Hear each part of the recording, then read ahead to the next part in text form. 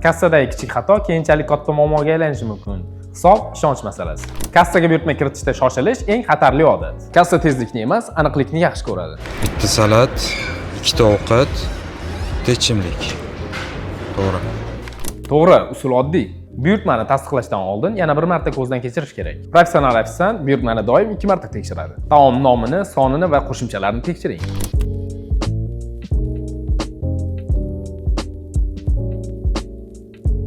Hisobni so'zsiz uzatish sovuq xizmat belgisi. Yaxshi o'tirdinglar. Hisobingiz. Bu yerda siz buyurtma qilgan ovqatlarni ro'yxati. Hammasi joyida. Rahmat. Aniq va bexato hisob mijozda ishonch uyg'otadi. Restoranimizni tanlaganingiz uchun sizga ham rahmat. Yana kutib qolamiz. Kassada xatoni oldini olish oson. 2 marta tekshirishni odat qiling. Hisobni berayotganda qisqacha izoh bering.